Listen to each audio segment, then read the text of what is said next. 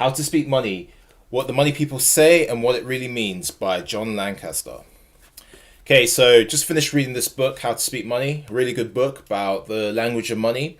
Now, I don't know about you, but in school, they never taught me anything about money. Never taught me the language of money. I don't know what Ebitda meant. I didn't know the difference between amortization. I didn't know even what an overdraft was. I didn't know the difference between an income statement, a balance sheet, statement of cash flows, what a financial statement was, what inflation was, deflation, QE1, QE2, all these terms that you hear in the financial news and that accountants might throw around or a lot of business people throw around. Now, you might think that you don't need to know this stuff, but to be honest, what's the one common denominator in our society that everybody uses? It's money.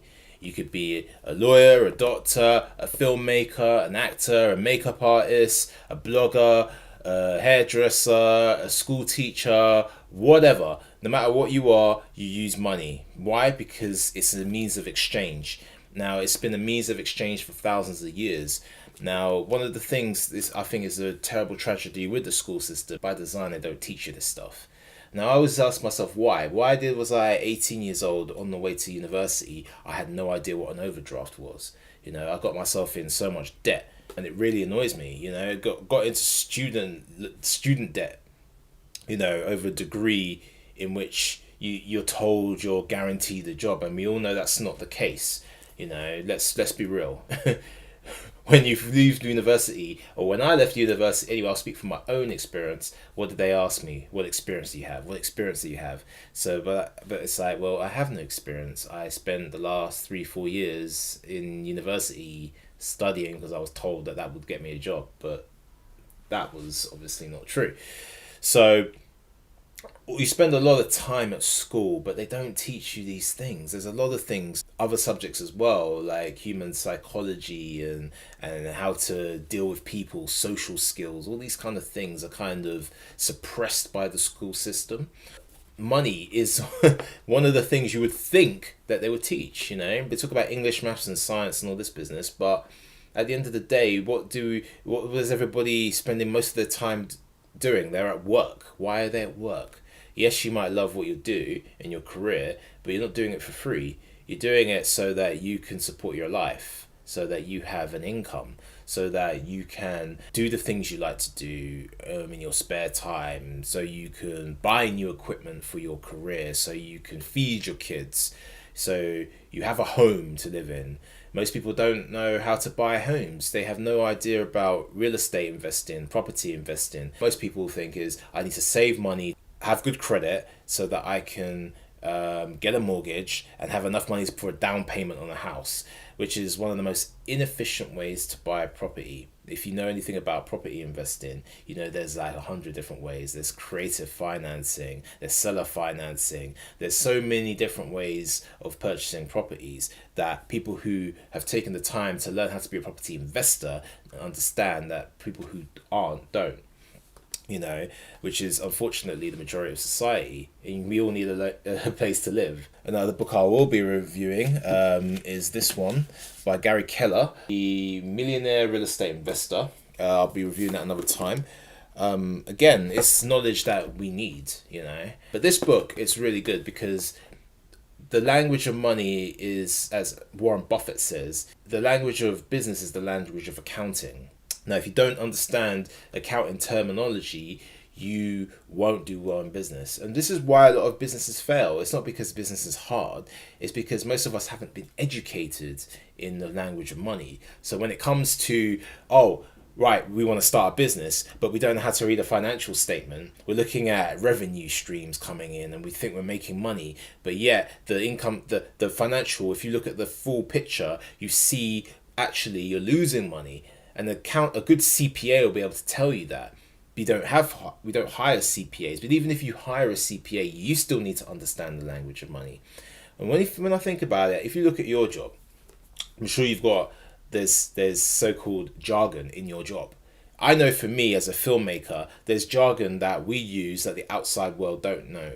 If I say the words ProRes or wide angle shot or exporting, rendering, splicing, ripple, these kind of terminology, only someone who works in post-production or production or television would understand these words. EPG, what's an EPG? This is only terminology that if you work in the film industry, the TV industry, you'll understand. I understand these terminologies because I'm a filmmaker. I'm a creative producer. I've been working in the industry for the last 10 years. But if you say it to the average person, they have no idea what you're talking about. They don't understand how filmmaking works. And part of that reason is that if you know that language, those words I just said, it's a good chance that you work in the film industry. It's the same with money. If I'm throwing around terms like Ebitda and amortization and T accounts, cash flow, if I'm throwing all these financial terms around and you don't know what it means you're not making money. Most people who are millionaires, billionaires, successful in business, they understand these terms. Obviously, accountants understand these terms because these are accounting terms.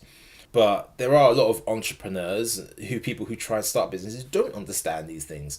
How are you going to be able to monitor your business if you have no idea about the language of money?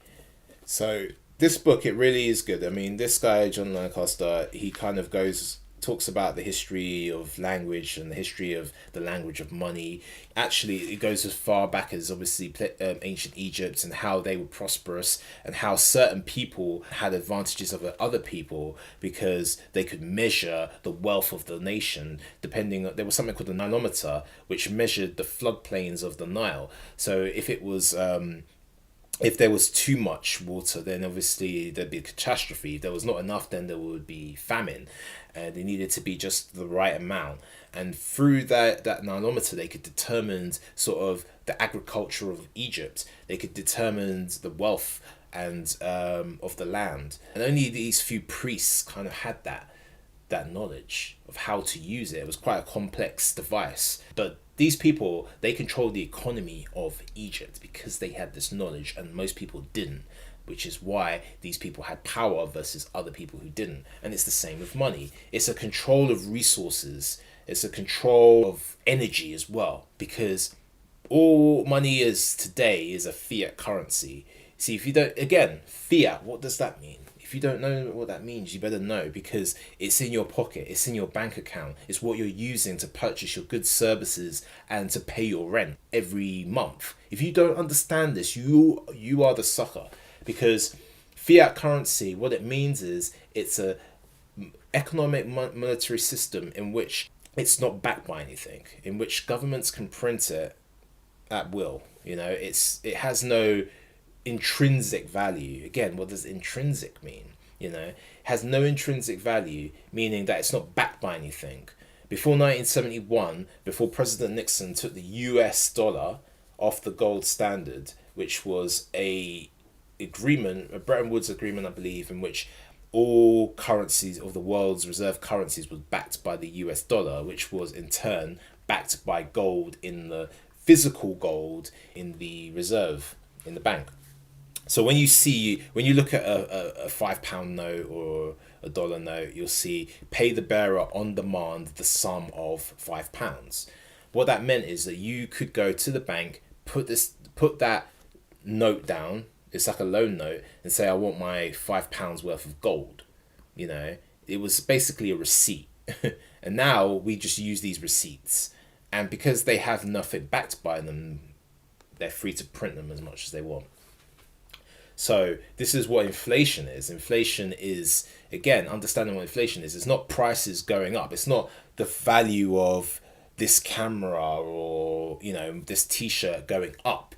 It's the money supply is value going down because the system is being diluted with it. And it's not even pieces of paper anymore. It's digital, It's just on a computer. So when you look at the price of your food going up, understand that's what's going on, And it's important to understand this, It's important to understand these terms. If you don't take time to understand this stuff, just be prepared not to have money, Be prepared to be working for money your entire life and to be struggling to make ends meet, or to just be getting by and having a semi-comfortable life. People who want to be prosperous, want to be wealthy, want to, have successful businesses, it's really important that you understand the language of money. So I'm just gonna do a quick review of this book, on some of the things that John Lancaster said. It's a really good book, definitely worth a read, and especially if you want to know the language of money. And like I said, like Warren Buffett said, the language of business is the language of accounting. So if you want to be an entrepreneur, you need to know the language of money. So this is something I'm learning myself. So let's learn together. As your vocabulary becomes more specific, more useful, more effective, it also becomes more exclusive. You're talking to a smaller audience. The language of money works like that too. It is a powerful and efficient, but also both exclusive and excluding. Those qualities are intimately linked. So basically, obviously, the more you understand the language, the less people who understand it. If you go right at the top and you speak to, it's like I was at a property investing course, and it was full of people who were really experienced in property. I was the only one who hadn't invested in property as an investor, and it was obviously a training session. So they were just talking, and they were talking about all these things that I had no idea what they were talking about. They could have, we did these exercises where we had a financial statement and we had to go to different desks, and they set up the room so that there was investor, you get to raise money for investors, you had to purchase properties or source properties from real estate agents, or as we call them in the UK, estate agents. You had to go to accountants, you had to go to the bank, and I struggled completely with that. I had no idea. I was with someone because we were partnered up as pairs, and I was with another person who was very experienced, and he literally did all the talking, and I was completely lost. I had no idea about the language of property investing. It actually made me understand so much why so many people struggle to buy houses. It's got nothing to do with the prices necessarily going up. It's understanding the language of property and property investing, which is why most people, they're taught save money to put a down payment on a house and get a mortgage, which is you'll never save money to do that. And I really realized that when I was there were so many other ways that the general public just have no idea about property investing. They don't understand it. They don't understand how to purchase a house. Most of us, we haven't. I was just thinking, where was these lessons in school? We wasted how many years in school? We could have been learning different languages. We could have been learning all these things, but at least teach us about money. At least teach us about how to buy a home. This is just it was like I was in a different world. And that is what he's saying about exclusivity. It excludes the masses, so that they don't have control over their lives. If you don't understand something, if you don't understand the language, then you have no chance of getting anywhere. And like I said, money is something that we all use. Unless you want to go live in the Amazon, hunt and gather your own food, build your own home, which most people don't have the skills to do. And most people want the convenience of modern living. Unless you're prepared to do that, you got to learn this stuff. This is the mandatory stuff we need to learn.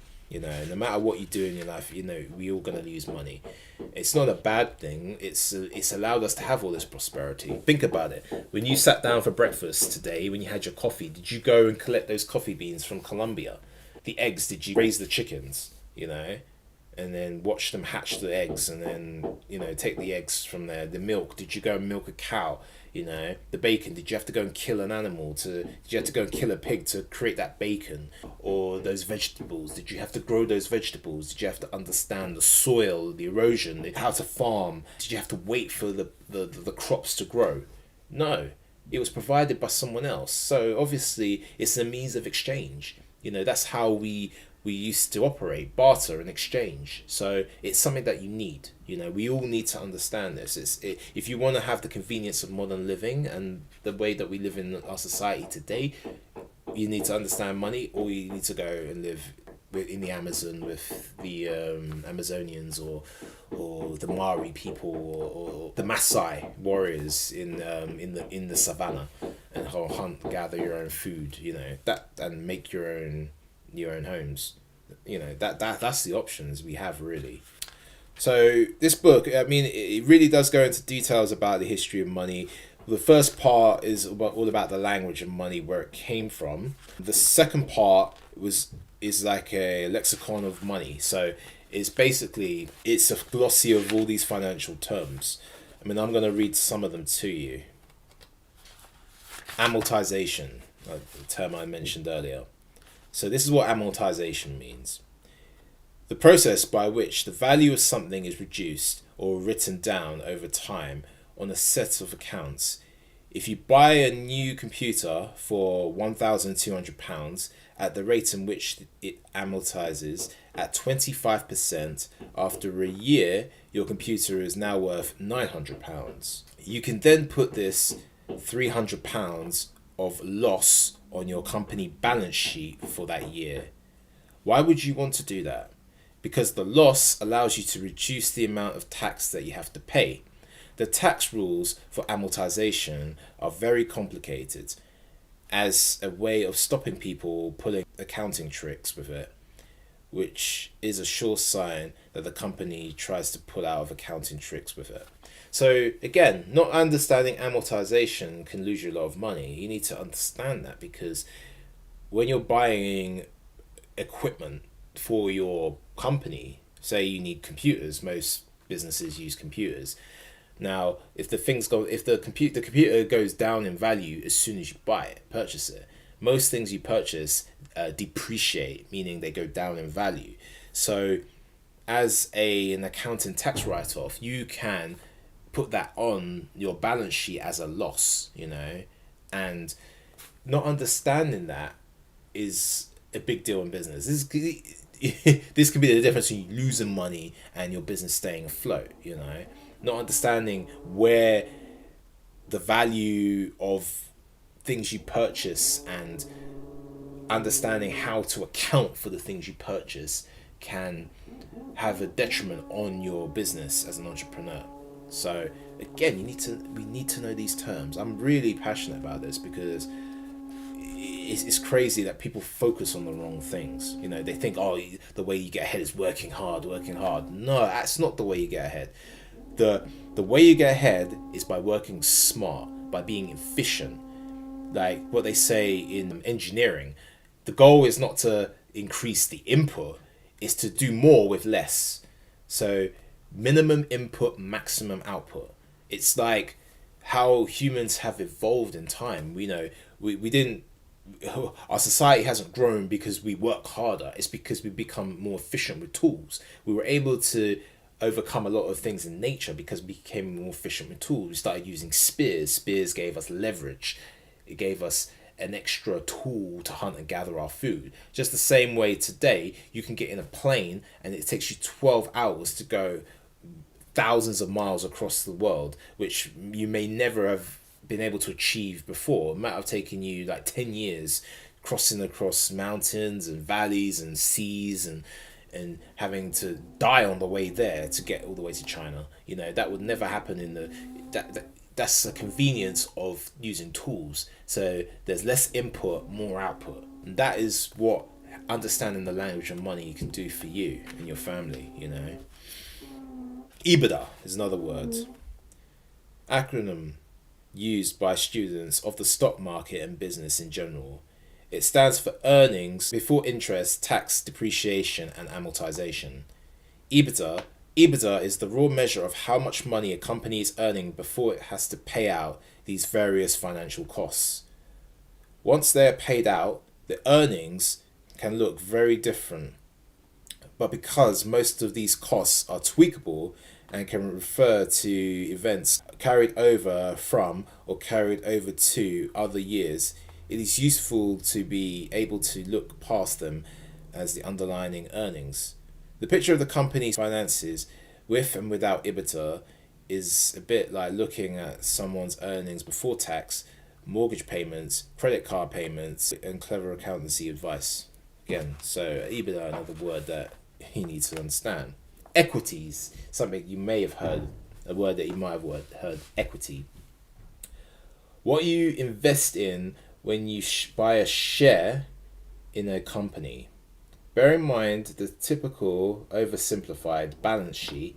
They are called equities because you are buying a piece of the equity. For most of the 20th century, equities were the best asset category to invest in for the long term, though they have had a terrible 15 years or so until the recent spike in the prices, whose main cause is probably the efforts of QE, in other words, quantitative easing, another financial term which you should understand. Fungible.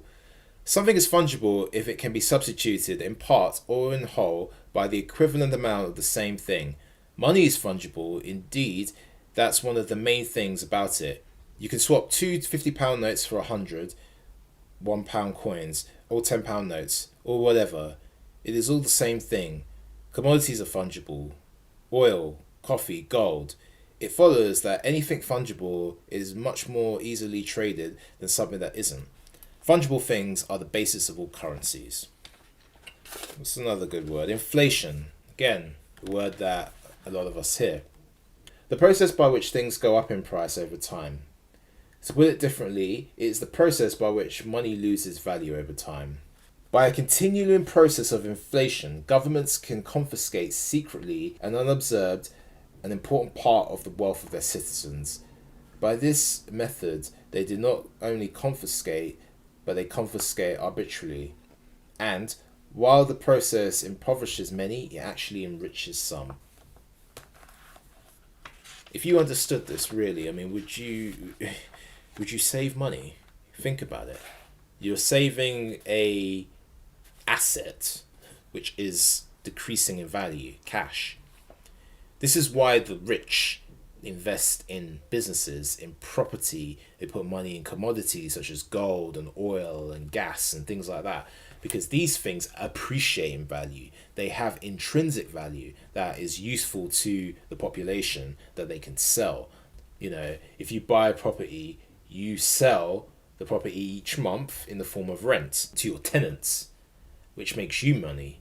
And the property, it appreciates in value usually. I mean, most of the time, if you buy a home for £100,000, in 5 years' time, it may be worth £300,000 or £500,000. So it appreciates in value. Whereas most of us have been trained to be not be investors. We've been trained to be consumers. So we'll go and buy a nice house for ourselves, you know, which is great, but we have to pay a mortgage on that. So we don't really own the home. We're paying the bank. The bank really owns the home, you know, even though it's in our name, you know. Or we'll go and buy a nice car, but as soon as you drive it off the lot, it's depreciating in value. You won't be able to sell the car at the same price you bought it. Or we buy nice clothes, same thing. The clothes I've got today, I'm not going to be able to sell them for the price I bought them at, you know. We buy nice meals and all these kind of things. And it's not to say don't do those things, but we're trained to only do those things. Whereas rich people, what they do is they buy assets first, appreciating assets. They don't purchase depreciating assets to look rich. That's what the middle class do. You know, they have nice homes, nice cars, you know, they look fancy clothes, you know, they look nice and everything else, but really they're struggling to keep up. You know, they have to work, you know, 40, 50 hours a week to keep all those things. You know, in a way, it's like a modern day slavery, you know. And the poor people, they're just trying to have enough to get by, you know. But working harder doesn't improve your financial life. What improves your financial life is working smarter, is understanding this language, is knowing financial terms, is investing your money in things that appreciate. Start with your knowledge. The knowledge is buying this book. It's understanding financial terms so that then you can make better financial decisions. You speak the language of money, you can then invest in property. You can then invest in a business. You could purchase a business. You don't even need to start a business. How did Bill Gates get Microsoft? He didn't start DOS, he bought DOS. He purchased it for $50,000. I think he purchased it for. Now Bill Gates is the richest man in the world because of that. You know, him and Steve Ballmer. I forget what his business partner. I think it's Steve Ballmer. I forget his business partner's name. But they purchased DOS. Again, that was making a smart financial decision versus most people who, if they had 50 grand, would go on holiday, buy a nice car and all this. You know, now he can buy whatever he wants, you know. So that's the difference between an investor mindset and a consumer mindset, and that's why we have to change. Invest in our knowledge of financial education and financial language, which I will definitely be doing, and I'll continue to do. I'm not perfect by any means in terms of this subject, but believe you and me, I'm spending my money and my time to learn this stuff because I want I want to be able to provide a good life for myself and my family. And like it or not, you need finances, you need money, you know, to do that, because it's about exchange with other people, and human beings work best with exchange. We don't do everything by ourselves, you know. That's why we live in communities, and why we came together, you know, from the hunter-gatherer days to now, you know. This book, really good, definitely worth buying. I mean, I give it a 4 out of 5.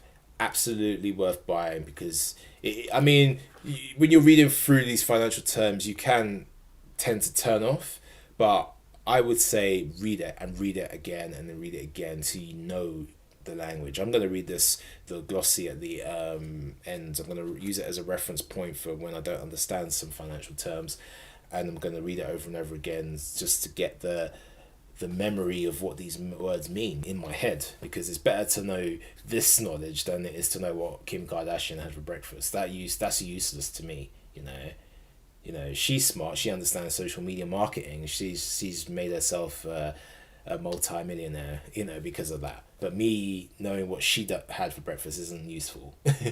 But me understanding what amortization is and Ebitda and this type of language is more beneficial for me and my life and my family's life, you know, and friends. So definitely pick it up.